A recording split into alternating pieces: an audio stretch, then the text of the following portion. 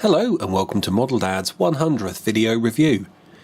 Today we're going to take a long overdue look at JR Mini's 15mm resin buildings. JR Minis are a US manufacturer of resin scenery spanning a vast range of theatres and genres, and it's likely you'll be familiar with something from their line if you shop in the UK or the US. We'll be focusing on 4 buildings from their World War II range: the Sanlo 3-storey brick house for £8 or $13 US$25, the Stalingrad Gum department store £11 or $18 the Carentan House, and the British HQ at Arnhem available for £50 or around $85 US. The Sanlo 3-storey brick house is a heavy hollow cast building with a non-detachable roof. Measuring 10.5 centimetres wide, 5 centimetres deep and 9 centimetres high, the internal space can just about accommodate one medium-sized Flames of War base. Detailing is good with shuttered windows and barn door well represented. One side suffers from air bubbles and some of the finishing, notably along the apex of the roof, is a little rough. The Stalingrad Gum department store building is a ruin cast in a softer resin on a thick cobblestone base. Measuring some 17.5 centimetres wide, 10 centimetres deep and 6 centimetres high, it can neatly accommodate 2 medium and 1 small base. Again, there are some nice details like the shattered glass, floorboards and bullet holes. Tooling is bold, with details represented in extremely high relief. There is some light flash, but the sheer number of small air holes is an annoying distraction.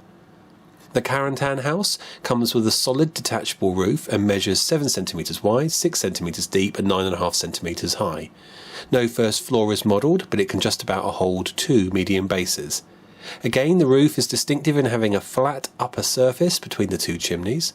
Tiles are a little blurred and, by accident or design, the walls are bowed, making the roof difficult to align. No flash or air bubbles are present. The British HQ at Arnhem is a large resin hotel measuring 20 centimetres wide, 15 centimetres deep and 12 centimetres high, with a detachable roof and internal floor able to accommodate at least 12 medium-sized bases. Whilst identified as the British HQ at Arnhem, the model bears little resemblance to the Hartenstein Hotel at Oosterbeek. The capped solid cast roof is unevenly cast with a thick base which cannot be easily aligned with the slightly bowed walls.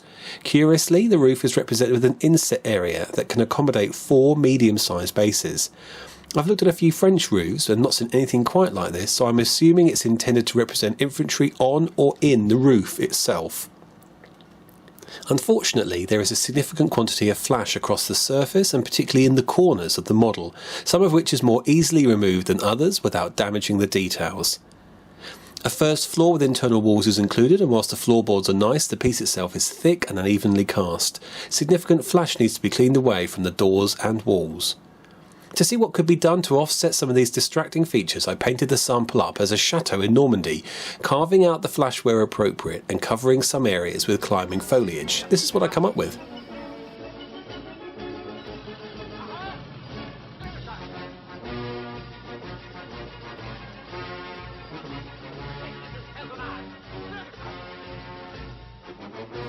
The samples provided by JR Miniature's range of World War II scenery vary in quality relative to their price.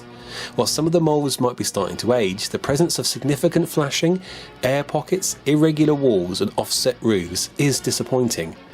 On balance, the neatly rendered Sanlo building offers the best value for money. Whilst undeniably impressive, the Arnhem HQ is let down by poor production standards relative to its cost. Whilst some of these can be offset by creative painting and modelling, it's hard to justify the price point when there's competitively priced, pre-painted buildings easily available.